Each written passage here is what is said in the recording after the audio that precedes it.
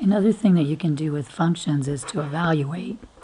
So when I evaluate a function, I'm actually substituting in a number in to the function and then seeing what the output is. So for example, if I have something that looks like this,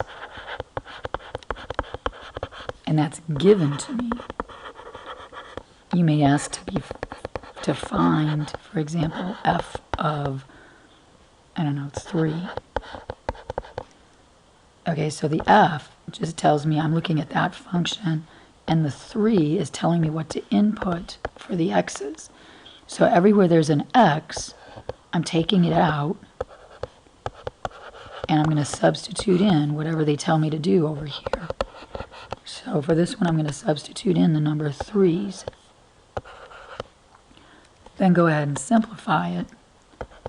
So this is 9 minus 9 plus 4.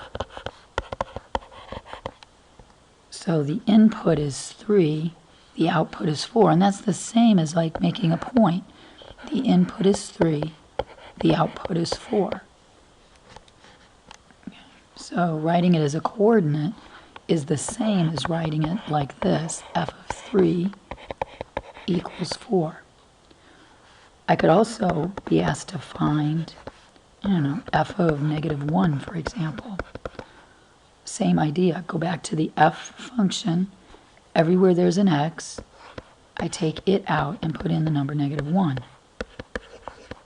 Notice I'm putting parentheses around the number negative 1. If you don't, you're going to end up messing up a sign here because negative 1 times negative 1 is positive 1. This is going to be positive 3. And then 4 plus 4 is 8. So we just generated the point negative 1, positive 8.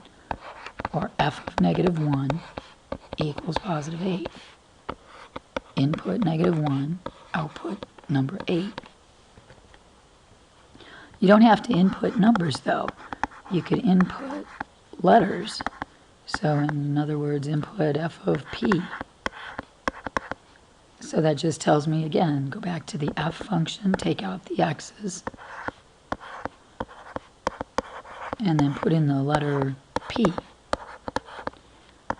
Well here, I'm not going to be able to simplify so much. I mean, p squared is still just p squared minus 3p plus 4. Here's where you stop. You don't factor, you don't do anything, because I mean, once you remove parentheses and combine like terms, if you can, that's as far as you go. So at this point, you're done. And sometimes you feel like, you know, especially with these problems, you have to do more. But like if I'm given this function, g of x equals x squared minus 2, and I want to find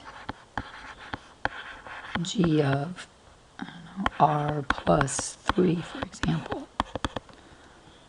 So I go to the g function now, take out the x's, and then put in r plus 3. Now this can be simplified because r plus 3 taken twice, you have to write that down in FOIL.